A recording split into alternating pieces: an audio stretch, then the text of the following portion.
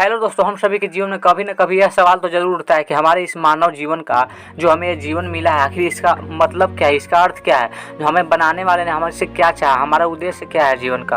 कभी न कभी ये सवाल हमें जरूर परेशान करता है। तो आज इस सवाल का जवाब जानने की कोशिश करेंगे। तो हेलो दोस्तों, मैं हूँ बबलू रॉक और आइए हमारे साथ हो करते हैं कुछ सीखने का नया प्रयास। तो हमारे इस मानव जीवन का क्या अर्थ है, हमें क्या उद्देश्य है, क्या पूरा करने के लिए हम यहाँ पे आए हैं, उसे जानने के लिए एक कहानी सुननी पड़ेगी, जिसे कि सुनकर हमें कुछ समझ में आ सके। तो आइए हम कहानी स्टार्ट करते हैं। एक गाँव में बहुत ही धनवान व्यक्ति रहता था। लोग उसे सेठ धनी राम कहते थे। उस सेठ के पास इतना प्रचुर मात्रा में धन संपत्ति था, जिसके कारण उसके सगे संबंधी भाई बहन हमेशा उसे घेरे रहते थे और उसी के तारीफ करते रहते थे हमेशा। सेठ भी उन सभी लोगों की काफी मदद करता था। तभी अचानक कुछ समय बाद सेठ को भयंकर रोग हो जाता है और बहुत इलाज कराने के बावजूद भी आखिरकार सेठ की मृत्यु हो जाती है। और ये तो हम सभी जानते हैं कि मरने के उपरांत क्या होता है, मरने के पश्चात क्या होता है। हम सभी को लेने यमदूत आ जाते हैं। ठीक उसी प्रकार सेठ को भी लेने यमदूत आ गए। लेकिन जैसे ही थोड़ी दूर लेकर चले, सेठ उनसे प्रार्थना करके बोलने लगा, मुझे थोड़ा सा समय और दे दो, मैं लौटकर तुरंत आता हूँ। दूत ने उसे अनुमति दे दी। सेठ लौटकर धरती पर आया और चारों तरफ नजर घुमाई और वापस यमदूत के पास जाकर बोला, शीघ्र ही चलिए। यमदूत उसे इस प्रकार अपने साथ चलने के लिए तैयार देखकर चकित रह गए और सेठ से इसका कारण पूछा। सेठ ने निराश भरे स्वर में कहा, मैंने हेरा फेरी करके अपार धन एकत्रित किया,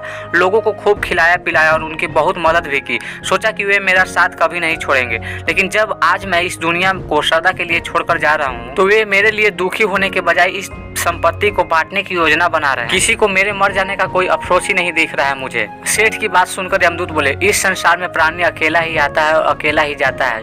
इंसान जो अच्छा कर्म या बुरा कर्म करता है, उससे इसका परिणाम स्वयं भुगतना पड़ता है। हर प्राणी इस सत्य को समझता तो है, पर देर से। कहानी से हमें क्या सीख मिलती है? हम इस बात को अपने जीवन में भी देख सकते हैं। लोग अपने जीवन को सत्य को भूलकर मानव द्वारा बनाए गए जाल जैसे लालच, रुपया, पैसा, बुराई आदि तले दबे जा रहे हैं। आप जो भोजन ग्रहण करते हैं वो पेट में 4 घंटे रहता है, जो वस्त्र पहनते हैं वो 4 महीना रहता है, लेकिन जो ज्ञान आप हासिल करते हैं वह अंतिम सांस तक रहता है और संस्कार बनकर आपकी अगली पीढ़ी तक पहुंच जाता है। ज्ञान का बीज कभी व्यर्थ नहीं जाता। इसी वजह से जो जितना है सफल करते चलो, सफल करने से ही सफलता मिलती है। हर व्यक्ति को सकारात्मक तरीके से देखो, सुनो, समझो।